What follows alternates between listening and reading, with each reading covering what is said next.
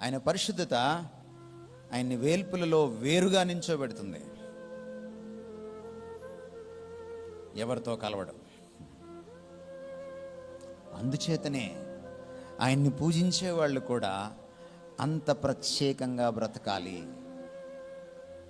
మనం ఏం చేస్తున్నాం? మనం యేసుప్రభుకి కొంత, వేరే వాళ్ళకి కొంత.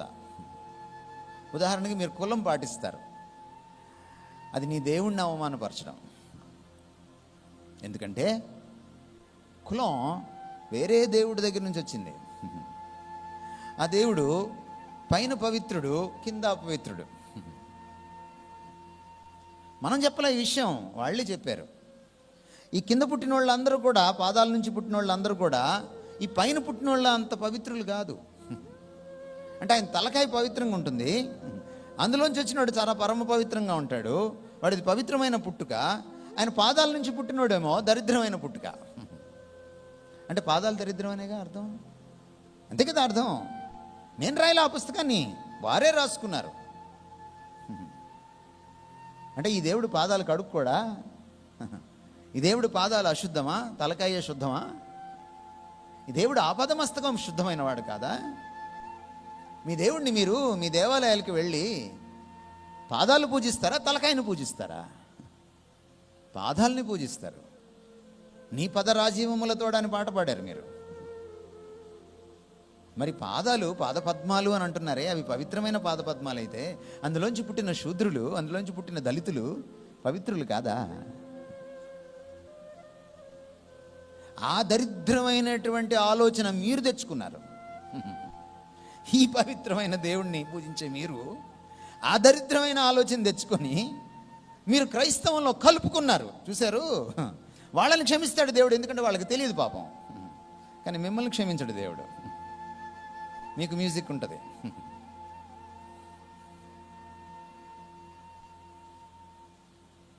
ఈ దేవుడు ఎలాగా అన్యుల పరిస్థితుల్లో కలవడో, అన్య దేవతల్లో కలవడో, ఎంత ప్రత్యేకమైన వాడో తమరు కూడా అంత ప్రత్యేకంగా జీవించాలి అని అర్థం.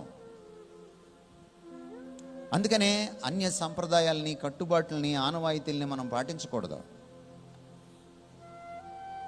మన ఈ మధ్య నేను తెలంగాణలో ఒక పెళ్ళికి నన్ను స్నేహితుడు వాళ్ళ అక్కగారి కూతురు పెళ్ళి అంటే వెళ్ళాను. వెళ్తే నేను ప్రసంగించేశాను, అయిపోయింది, కూర్చున్నాను.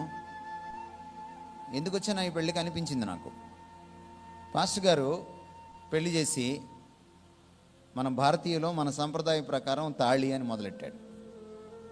ఇప్పుడు కాస్త పాస్టర్లు చదువుకోండి, శాస్త్రాలు చదువుకోండి. వెళ్ళి మీరు ఊరికే భారతీయ సంప్రదాయం అనకండి, భారతదేశాన్ని చదవండి కాస్త. మళ్ళన్నాడు, ఏంటది 3 పేటల తాడు అన్నాడు. మీకు భాష కూడా రాదా? పేట వేరు, ముడి వేరు. పేట అంటే తెలుసా మీకు? పెంతరే తాడుని 3 తాళ్ళు తీసుకొని పేనితే దాన్ని పేట అంటారు. ముడి వేరు. తాలిలో పేటలు ఉండవు, ముడి ఉంటుంది. మీకు భాష కూడా రాదా? ఏం చేయాలి మిమ్మల్ని? ఒక విగ్రహార్పితమైన అన్య సాంప్రదాయాన్ని తీసుకొచ్చి కట్టుకుంటే కట్టుకో, తాలి నీ ఇష్టం, కట్టుకో, కానీ దీనికి ముడి పెట్టకో. ఇంకా ఏం చేశాడు తర్వాత? తండ్రి, కుమారు, పరిశుద్ధాత్మ అన్నారు. మళ్ళీ ఒక్కో ముడి ఒక్కొక్కరికి ఇచ్చాడు. ఈ ఎంత దుర్మార్గం ఇది! ఈయన అంటున్నాడు, నేను ఎవరితో కలవనరా బాబు అంటున్నాడు ఈయన. ఈ దేవుడు నువ్వు తీసుకెళ్ళి ఆయన్ని ఎక్కడో కలిపేస్తున్నావు, తీసుకెళ్ళి దరిద్రంలో. ఎందుకంటే మహాపాపం, పాతకం ఉంటుందా అంటే కోపం వస్తుంది వాళ్ళకి. ఓ పాస్టర్స్ కాన్ఫరెన్స్లో ఓ పాస్టర్ గొడవ వేసుకున్నాడు నాతోటి, దీని గురించి చెప్పానని. ఈ భారతదేశంలో క్రీస్తు శకం 1000వ సంవత్సరం దాకా తాళి అనేది లేదు. మొదట్లో తాళిలో ఈ బిళ్ళలు లేవు. ఒక నూలు వస్త్రాన్ని పేని దాన్ని పొడుగ్గా చేసి అమ్మాయి మెడలో వేసి అబ్బాయి అమ్మాయిని ఇంటికి తీసుకెళ్ళేవాడు. మామూలు మనం గేదెల్ని వాటిని తీసుకెళ్తాం కదా, అట్లా అన్నమాట. అది నెమ్మదిగా తాళిగా పరిణమించింది. ఆ బిళ్ళలు ఏంటో అనుకున్నారు మీరు? అవి వాళ్ళ దేవుడు దేవతల మర్మావయవాలు, జననాంగాలు. వేసుకొని తిరుగుతారా?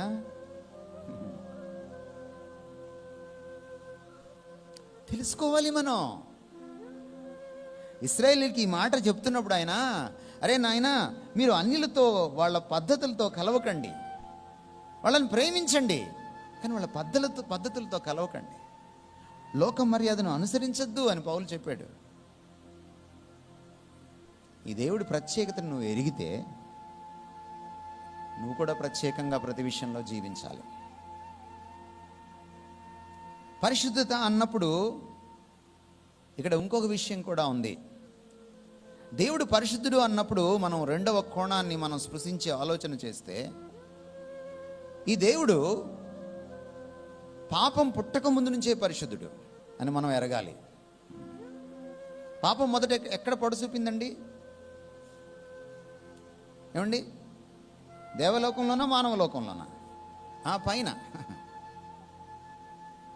దేవదూతలు పాపంలో పడిపోక ముందు కూడా ఈయన పరిశుద్ధుడు. ఆదాము హవ్వలు పాపంలో పడక ముందు కూడా ఈయన పరిశుద్ధుడు. మీకు ఇప్పుడు పరిశుద్ధత అంటే ఏం అర్థం అవ్వాలి? సాధారణంగా పరిశుద్ధత అంటే ఏమని చెప్తారు మీరు? పాపం లేకపోవడమే పరిశుద్ధత. నన్ను పాపం లేకపోవడం పరిశుద్ధత కాదు, పరిశుద్ధత లోపించడం పాపం. ఎందుకంటే పరిశుద్ధత ముందు, పాపం తర్వాత వచ్చింది. ఒకవేళ దూతలు పాపం చేయకముందు తమరు అక్కడ ఉన్నారనుకోండి పొరపాటున, మీరు పరిశుద్ధతను ఎలా అర్థం చేసుకుంటారు? పాపం అనేది పుట్టలేదు అప్పటికి. మీరు పరిశుద్ధతను వర్ణించమంటే ఎలా వర్ణిస్తారు? దేవుని పరిశుద్ధతను చీప్ చేయకూడదు మనం. దేవుని పరిశుద్ధతను కొలవడానికి పాపాన్ని వాడుకోకూడదు మనం. కానీ ఇది పాపమా కాదా తేల్చాలంటే దేవుని పరిశుద్ధతే ప్రమాణం.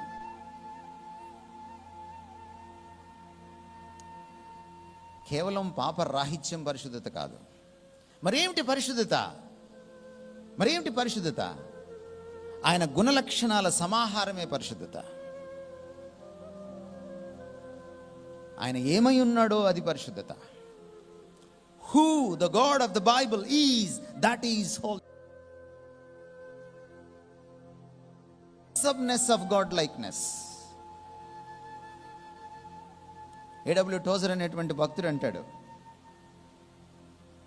God's moral wholesomeness is holiness అంటాడు. ఆయన నైతిక లక్షణాలన్నీ ఒక దగ్గర గుదిగుచ్చితే, కుప్పగా పోస్తే, ఒక రాశిగా పోస్తే, ఆ రాశిని పరిశుద్ధత అంటాం. మీరు ఆ ప్రేమను తీసుకోండి, ఆయన ప్రేమని, అందులో పరిశుద్ధత ఉంటుంది. మీరు ఆయన కృపను తీసుకోండి, అందులో పరిశుద్ధత ఉంటుంది. మీరు ఆయన నీతిని తీసుకోండి, అందులో పరిశుద్ధత ఉంటుంది. మీరు ఆయన కనికరాన్ని తీసుకోండి, అందులో పరిశుద్ధత ఉంటుంది. మీరు చివరికి ఆయన కోపాన్ని కూడా తీసుకోండి, తప్పు పట్టచాలని కోపం, అది, అందులో పరిశుద్ధత ఉంటుంది. మీరు ఆయన సర్వాధికారంలో ఆయన చేసేటువంటి పనుల్ని తీసుకోండి, ప్రతి దాంట్లో, ప్రతి అధికారాన్ని అభ్యసించేటువంటి అభ్యాసంలో పరిశుద్ధత ఉంటుంది. బండి చక్రాన్ని ఎప్పుడైనా మీరు చూసారా?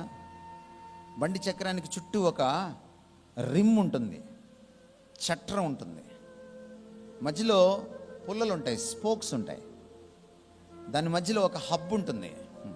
అందులోంచి బండి ఇరుసు పెట్టి బండిని నడుపుతారు. ఈ స్పోక్స్ లేకపోతే ఆ చక్రము అలా ఉండలేదు.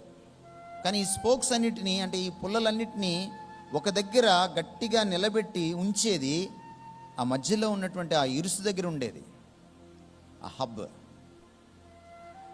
దేవుని పరిశుద్ధత ఆయన వ్యక్తిత్వంలో, ఆయన తత్వంలో హబ్ లాంటిది. ఆయన పరిశుద్ధత నుంచే ప్రేమ అనే పుల్ల వస్తుంది. ఆయన పరిశుద్ధత నుంచే కనికరం అనే పుల్ల వస్తుంది. ఆయన పరిశుద్ధత నుంచే న్యాయం అనే పుల్ల వస్తుంది.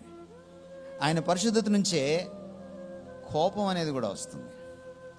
అందుకని ఎప్పుడైనా దేవుడు కోపగించుకుంటే ఆ కోపాన్ని తప్పుపట్టలేము. దేవుడు తీర్పు తీరిస్తే ఆ తీర్పును తప్పుపట్టలేము. ఇది దేవుని పరిశుద్ధత. అందుకనే పరిశుద్ధత మూల లక్షణం కాబట్టి, మౌలిక లక్షణం కాబట్టి, మిగిలిన లక్షణాలన్నిటికీ పునాది లక్షణం కాబట్టి ఆయన పరిశుద్ధుడు పరిశుద్ధుడు పరిశుద్ధుడు అని 3 సార్లు నొక్కి ఒక్కడి నుంచి చెప్పారు. హెబ్రీ పదజాలంలో, హెబ్రీ పరిభాషలో, హెబ్రీ భావ వ్యక్తీకరణలో 3 సార్లు చెప్తే పరిపూర్ణం అని అర్థం, ప్రాముఖ్యం అని అర్థం, అతి ప్రాముఖ్యం అని అర్థం. అందుకని ఆయన వెళ్ళి 3 మారు ప్రార్థన చేశాడు గెత్సెమనీలో. అందుకని ఆయన ఎవరికైనా చెప్పేటప్పుడు నీతో నిశ్చయముగా చెప్పుచున్నానని చాలాసార్లు తెలుగులో మీకు కనపడుతుంది యేసుక్రీస్తు వారి మాటల్లో, మీరు 4 సువార్తలు చదివితే.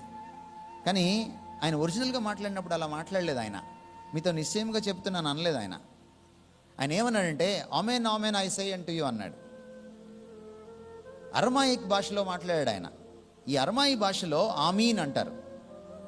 ఆమీన్ అంటే జరుగునుగాక, ఇది ఖచ్చితం అని అర్థం, ఇది తథ్యం అని అర్థం. ఆయన మాట్లాడేటప్పుడు ఏదైనా ఒక విషయాన్ని నొక్కి వక్కానించాల్సి వచ్చినప్పుడు ఆయన ఏం చెప్పేవాడంటే ఆమీన్ ఆమీన్ అని చెప్పేవాడు. అంటే ఇది తథ్యం, తప్పకుండా జరుగుతుంది, ఇది నిజమో అని చెప్పడానికి. 3 సార్లు బొంకిన తర్వాతనే కోడి కూయడం మనం చూస్తాం. ఎవరు? పేతురు విషయంలో. ఇవన్నీ దేనికి గుర్తులంటే ఈ 3 మారు అనేది, 3 సార్లు అనేది ఒక పరిపూర్ణతకు గుర్తు. దేవుని ఆ లక్షణాల పరిపూర్ణత పరిశుద్ధత.